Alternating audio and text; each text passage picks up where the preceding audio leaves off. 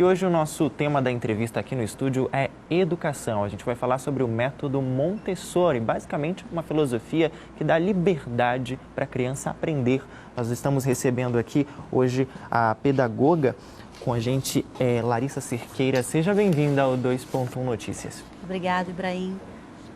Olha, basicamente então é isso mesmo, né? As crianças têm aí um estilo mais livre, seria um método que dá liberdade para que a criança aprenda, é isso? Isso mesmo. O método Montessori, ele foi criado na metade do século XX pela pedagoga e médica Maria Montessori. E ele é baseado realmente na criança, no desenvolvimento natural dela. E todo o método, antes de ser teorizado, ela testou incansavelmente. Por isso que ele é chamado de pedagogia científica. Ela não apenas olhou ou pensou antes. Tudo foi um extenso trabalho, fruto de um extenso trabalho. Então, ela começou no século XX. Inicialmente, ela trabalhava com crianças retardadas e se indignou com o fato de que eles não poderiam aprender. Então, ela começou a observar, se eu colocar materiais, e ela bebeu de outras fontes, como filósofos como Itard e Segan, e ela testou esses materiais. Então, ela pegou todas essas crianças que ela trabalhava, usou o método dela e o submeteu a uma prova nacional. Vamos dizer, a prova do IDEB, como se fosse hoje nos tempos modernos. E olha só o que aconteceu, as crianças ditas retardadas, que não poderiam aprender, tiraram nota igual ou superior aos alunos ditos normais, digamos assim. Então, naquele momento, o Ministério da Educação, né, já ficou aquele alvoroço. O que aconteceu? O que você fez de diferente? E ela falou assim, bom, eu não sei, eu sei, mas é que o que está acontecendo na sua educação?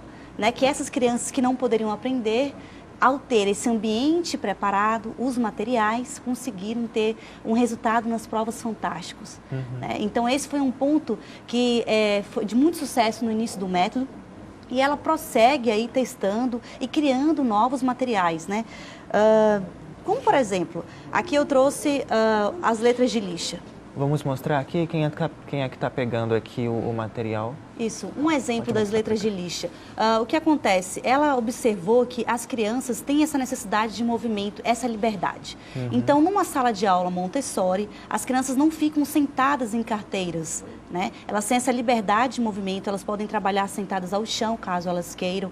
Então, ela se senta e consegue, por exemplo, passar o dedo nessa letra. E ela vai trabalhar o que aqui? O tato. E quanto mais sentidos nós usamos, mais chance nós temos de agregar aquele aprendizado. Então, cada sentido no nosso cérebro existe uma memória. E a criança é isso. A criança é movimento, é pesquisa, é exploração. Larissa, basicamente, então, é um método baseado em conhecimento empírico, na prática, nas vivências do dia a dia. Isso. Eu queria entender um pouco de qual é o papel do professor dentro do método Montessori, como é que o professor age, né, de acordo aí com a turma, como é que é a interação. O professor ele é mais observador ou ele propõe atividades? Como é que funciona isso? Perfeito. As atividades, elas estão no ambiente, né, através desses materiais que ela desenvolveu, que são divididos em áreas, como vida prática, sensorial, matemática, linguagem. Aí vem a grande área de conhecimento de mundo, que seria ciências, geografia, história e artes. Então, dentro dessas áreas, o professor ele vai observar qual é a escolha da criança. A criança vai escolher, hoje eu quero começar a trabalhar com vida prática. O que seria essa vida prática? São atividades do dia a dia, né? Ao invés de você fazer a preparação da escrita apenas segurando no lápis, por exemplo, a gente vai trabalhar materiais do dia a dia, como, por exemplo, quando você vai segurar o pregador, que é o famoso movimento de pinça. Então, tem materiais de vida prática que a criança vai trabalhar exatamente com isso, com um pregador, e o trabalho será prender nas pontas de um pote, por exemplo. Então, através de forma indireta, ela vai adquirir todos os movimentos necessários para se desenvolver. Esses seriam assim, a sala de aula. Ela é composta nesses campos, vida prática, sensorial, linguagem, matemática, conhecimento de mundo. E o professor, ele vai observar, bom, hoje o Ibrahim escolheu trabalhar a vida prática. Ele fez já 2 atividades. Depois ele foi para as estantes de linguagem. dependendo da idade que o Ibrahim tiver, ele também tem os períodos sensíveis, essa inclinação para aprender algo. Como, por exemplo, as crianças numa classe Montessori, elas são de idades agrupadas. Um exemplo, de 3 a 6 anos, né? Por quê? O que ele preconiza? A escola, ela não deveria ser o local que prepara para a vida? E na vida, nós não estamos diariamente lidando com pessoas de diversas idades? Então, dentro da escola, ela já oferece isso. E oferece também essa possibilidade de eu, enquanto tenho 3 anos, poder aprender observando, aprendendo com um colega mais velho, de 5 anos. E dentro de uma classe, isso ocorre de forma corriqueira. Eu te ensino, você me ensina, eu te observo como fazer. Porque a criança é observação. A todo momento ela está nos observando, nos vendo. Né? Então, por isso que dentro da classe preconiza isso, essa idades mistas. E o professor observa qual foi a escolha, se ela está muito só em uma área, por exemplo. Ele a conduz, olha, Ibrahim, vamos, que tal a gente, eu tenho um material muito interessante para te apresentar hoje aqui. Então, nada é imposto. Nada. É sempre proposto, a criança é oferecida ali várias opções, várias possibilidades, e a criança fica livre para escolher o que mais agrada naquele momento, o que ela quer aprender naquele momento. Isso mesmo. A gente fala que o currículo é o mundo. O papel do professor montessoriano é colocar dentro daquela sala de aula o mundo.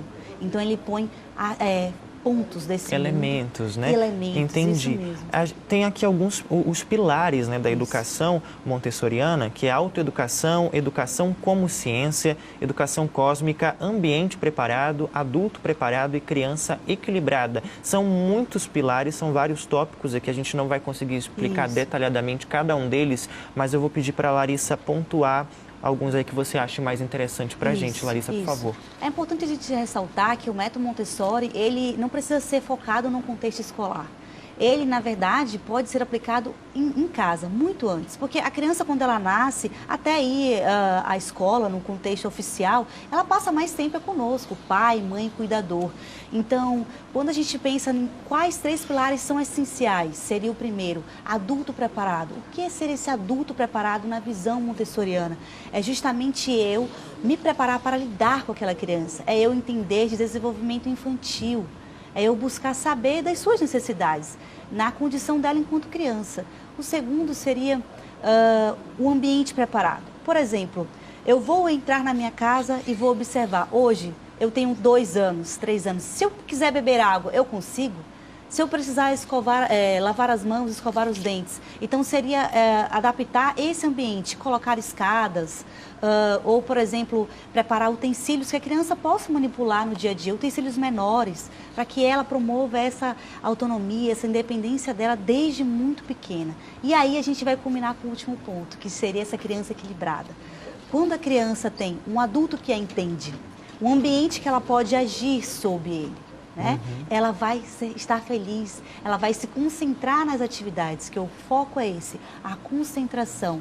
E ela dizia que a concentração pode ser aprendida desde muito pequena, para que lá na frente ela consiga já ter estabelecido internamente esse ponto. Entendeu? Agora a gente tem aqui algumas imagens de pessoas famosas, de personalidades aí famosas que foram educadas ou que estão sendo educadas pelo método montessoriano. A gente vai verificar aqui as imagens. Ó, o fundador da Amazon, né, essa grande empresa Amazon Startup, também tem o príncipe, o príncipe George, né, o filho do príncipe William e da princesa Kate. Também os fundadores do Google, Larry Page e o Sergey Brin também. São personalidades aí famosas e conhecidas, grandes inovadores, né, justamente, Larissa, que foram educados a partir desse método. Isso, justamente. Um dos pontos, né, que todos, quando é perguntado, e na sua formação a essas pessoas, o que você acha que foi importante? Todos citam ter passado, que o fato de terem passado pelo método Montessori de ensino na educação infantil foi essencial. Porque ele, desde muito pequeno, ele é incentivado. Ele tem um ambiente onde não há regras fechadas. Existem 3 regras importantes dentro do método que é o que norteia. Primeiro ponto, eu não vou fazer mal ao ambiente. Essa é uma da principal regra. Tudo que está ao meu ambiente, eu não vou fazer mal ao próximo, a ninguém, né, a nenhum ser vivo. Então, esses pontos são poucas regras e que conseguem nortear a criança. Entendeu? A gente também tem algumas imagens aqui de como funciona uma sala de aula montessoriana, que inclusive a Larissa estava explicando aqui para gente, que não necessariamente, não é preciso ser somente aplicado, né, Larissa, dentro de um contexto escolar. Dentro de casa mesmo a gente pode colocar elementos aí desse método. A gente está vendo aqui uma aula de pintura, acho que são crianças bem novinhas, né? Isso, você observa que o principal ponto ali é o testar. A criança coloca o pincel no potinho, depois passa, faz os movimentos, aí a criança já está manipulando o material sensorial. É manipulação, é movimento, porque nessa etapa da vida elas precisam muito desse movimento. Aí ela está usando uma caixa de permanência, ela justamente vai testar. Ela experimenta, coloca a bolinha, retira. Ah, a bolinha cai se eu colocar aqui. É assim que faz. E aí a gente verifica aquilo que você falou, são várias idades, a gente tem uma determinada... Idades agrupadas. Agrupadas, como você explicou pra gente, né? A gente viu ali agora um bebezinho mesmo, bem novinho, agora já um garotinho que aparenta ter aproximadamente 5, 6 anos de idade. Isso. Esse é ótimo, porque as crianças... carregando, guardando novamente nas estantes os materiais. Essa também é uma base da ordem, né? A criança tem essa necessidade da ordem. Observa o olhar dele, observa a experiência, né? Isso, a satisfação pessoal. Descobrindo, né? Descobrindo. Então, ele age sobre o ambiente. A classe Montessori, como um ambiente em casa Montessori, ele seria o quê? Onde a criança age sobre ele. Ela não é uma telespectadora. Se ela quer comer uma banana, por exemplo, ela tem que ter um ambiente que ela consiga subir, alcançar uma faquinha sem ser de corte, por exemplo, né? Facilmente você consegue partir a banana, se alimentar, usar. Então, é desde muito pequeno poder agir de fato. Eu tenho uma rede social, o Instagram, onde eu mostro um pouquinho do meu convívio com os meus filhos. Eu tenho 2 filhos, a Lara de 3 anos e o Cauã David de 6 anos. E enquanto mãe, após descobrir o método em casa, foi libertador. Primeiro porque ele te permite olhar a criança como um ser humano, com respeito. E na nossa cultura nós temos muito esse hábito de falar assim: ah, olha lá, ele acha que é gente, ele pensa como gente. Nessa nossa fala já está implícito que a gente acaba desprezando. Diminuindo a criança. Isso, diminuindo a criança. Então, todos nós fomos crianças um dia. A gente esquece disso. Larissa, você trabalha com essa metodologia há quanto tempo? Eu trabalho mais ou menos há 4 anos. Aqui no Brasil, como é que está o desenvolvimento da metodologia Montessori nas escolas? Sei que aqui no Amazonas, infelizmente, a gente ainda não tem nenhuma escola que aplica esse método, né? Isso. No Brasil, né, na verdade no mundo, o método Montessori ele é um método já consolidado. Uma média de 25 mil escolas em todo o mundo.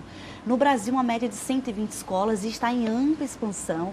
A cada ano abre novas escolas. E no Amazonas nós não temos ainda, mas é questão de tempo. Porque já tem pessoas interessadas para montar uma escola, porque é realmente muito atrativo. Porque ela vai preparar essa escola para as funções mais exigidas hoje, da vida. Não só do mercado de trabalho, mas da vida. Que são as funções executivas, que é ser autônomo, é ser pesquisador, é pensar no pessoal também, no social.